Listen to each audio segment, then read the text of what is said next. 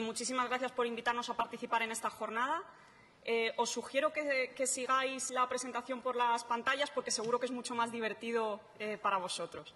Bueno, antes de empezar a hablar concretamente de las amenazas que va a tener para la agricultura y la alimentación la aplicación del Tratado CETA, vamos a ver muy brevemente qué es el CETA. Bueno, como veis ahí, ya os podéis imaginar, se trata de un documento de más de 1.500 páginas contenidas en 30 capítulos y con más de 70 anexos, es decir, lo que técnicamente conocemos como un ladrillo. ¿Y qué tiene este ladrillo que tenga que ver específicamente con los sectores agroalimentarios? Bueno, pues todo lo contenido dentro del capítulo 5 del CETA de medidas sanitarias y fitosanitarias y en los anexos del 5A hasta el 5J. Esto es lo que habla específicamente de alimentación y agricultura. Como tenemos muy poquito tiempo, yo únicamente os voy a dar algunas pinceladas de las consecuencias que va a haber sobre el vacuno de carne y sobre las denominaciones de calidad. Brevemente, sobre las denominaciones de calidad. No sé si habéis oído, porque ha salido algo en prensa, que Canadá finalmente ha decidido reconocer la protección a 143 indicaciones geográficas del conjunto de la Unión Europea. Solamente deciros que en total en la Unión Europea hay más de 1.500 reconocidas. De esas 143, 27 corresponden a España. Esto significa que casi el 90% de las indicaciones geográficas que tenemos en España quedan desprotegidas. ¿Y esto qué implica? Bueno, pues que en casos tan paradigmáticos como, por ejemplo, el de la torta del Casar, el del queso de tetilla o el del jamón serrano, estas indicaciones quedan desprotegidas. En concepto práctico, pues que un productor o una productora de Toronto, si quiere, va a poder producir jamón serrano y venderlo en Canadá sin ningún tipo de consecuencia legal ni de ningún otro tipo.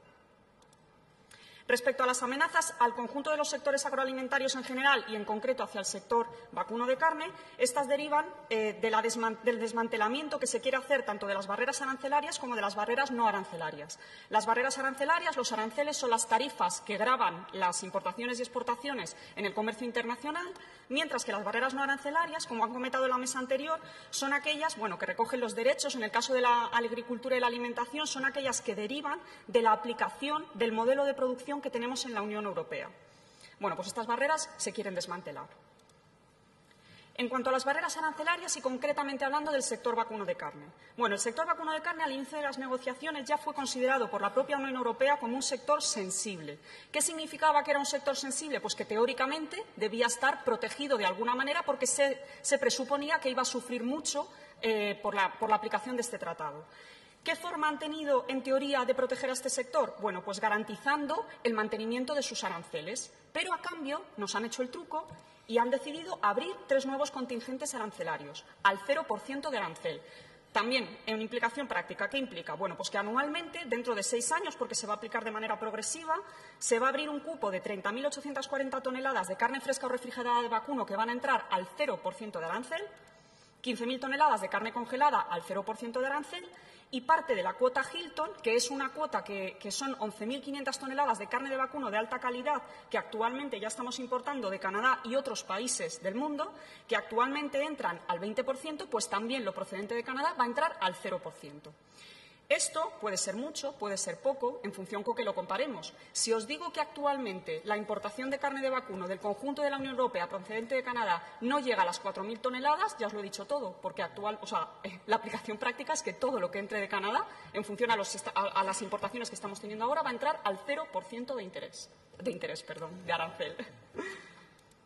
Las previsiones de la propia Comisión Europea es que este va a ser un sector que se va a ver muy afectado, no solo por este, sino por otros tratados comerciales y por otros tipos de carnes que van a presionar a la baja, por el precio bajo, a las producciones europeas, lo que va a generar que disminuya la producción de carne a la larga en la Unión Europea y, con ello, el censo de vacuno. Respecto a las barreras no arancelarias, esas que habíamos dicho que derivaban de la aplicación de nuestro modelo de producción en la Unión Europea. Bueno, pues la seguridad alimentaria, que es una de las barreras arancelarias más importantes, se basa en la Unión Europea en 2 grandes pilares. Por un lado, el concepto que tenemos llamado de la granja a la mesa y, por otro, el llamado principio de precaución del que también se ha hablado brevemente en la mesa anterior.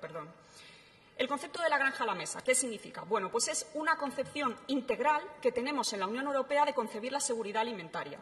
Esta va desde el inicio hasta el final de la cadena agroalimentaria y garantiza que un animal sano siempre se convierte en un alimento seguro.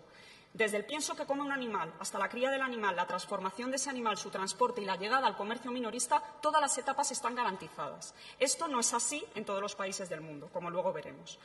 En el caso del concepto de principio de precaución, también se ha hablado brevemente antes, se trata de una política de gestión del riesgo que tenemos en la Unión Europea y que implica que cualquier política, acción, alimento, tratamiento que se quiera aprobar para su consumo o utilización en la Unión Europea, debe existir un consenso científico absoluto de que va a ser inocuo tanto para los consumidores o consumidoras como para el medio ambiente. En caso de que no exista este consenso científico, esa política o acción no se aprueba. Esto tampoco es así en todos los países del mundo. En otros países deciden aprobar estas políticas y acciones y en el momento en el que empieza a morirse la gente, pues ya sí eso van viendo qué hacer.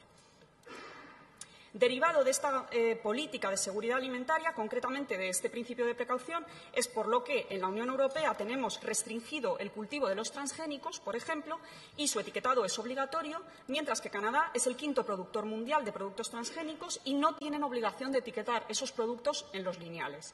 También, derivada de esta política de seguridad alimentaria, es por lo que en la Unión Europea tenemos prohibido el uso de ractopamina, que se ha oído también mucho hablar de ella, y de otros promotores del crecimiento, hormonas del crecimiento, que facilitan el engorde de los animales de forma rápida, y en Canadá la tienen permitida no solo para el vacuno de carne, sino también para otras especies animales.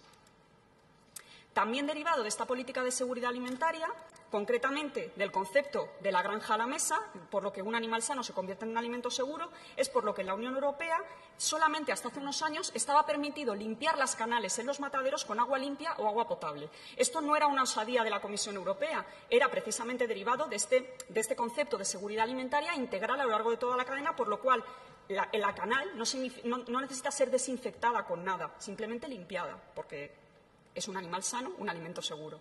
Bueno, pues derivado de las negociaciones que hemos tenido a lo largo de estos años, de estos tratados comerciales, desde el año 2013 en la Unión Europea está permitido el uso del ácido láctico gracias al TTIP. Fue una concesión que se hizo a Estados Unidos en estas negociaciones.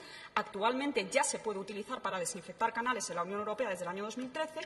Y desde el año 2015, el agua caliente reciclada como exigencia de Canadá en el marco de las negociaciones del CETA también está autorizada en la Unión Europea para desinfección de canales. Otra barrera no arancelaria, en el caso del bienestar animal, en la Unión Europea tenemos normativa para el bienestar animal en granja, en el transporte, en sacrificio, que se tiene que aplicar de manera obligatoria. Y por poneros un ejemplo de las diferencias de modelo de producción entre Canadá y la Unión Europea, pues en el bienestar animal en el transporte, en la Unión Europea tenemos un máximo de 8 horas que los animales pueden estar dentro de un medio de transporte sin ser alimentados, sin darles de beber o salir a descansar. Mientras que en Canadá, en el caso de los rumiantes, este máximo es de 48 horas y puede llegar a las 52 en el caso de algunas excepciones. ¿Y qué garantías nos ofrece el CETA de que estos modelos de producción se van a respetar a la hora de recibir importaciones procedentes de Canadá? Pues, en mi humilde opinión, muy pocas, porque, tal y como también se ha comentado antes, el contenido del tratado es tan ambiguo que una misma medida puede ser interpretada de una forma o de la contraria. Así, por ejemplo, en el artículo 5.2 sobre objetivos se establece que es importante proteger la vida y salud de las personas, animales y vegetales, siempre facilitando el comercio, o que las medidas sanitarias y fitosanitarias de las partes son Canadá y la Unión Europea, no pueden crear obstáculos injustificados al comercio. Es decir, en la balanza pesa exactamente lo mismo la seguridad de los consumidores que el libre comercio. Otra de las grandes contradicciones que tiene el tratado es que en el artículo 5.4 sobre derechos y obligaciones las partes deciden voluntariamente someterse al acuerdo sobre medidas sanitarias y fitosanitarias de la Organización Mundial de Comercio. ¿Y qué dice este acuerdo?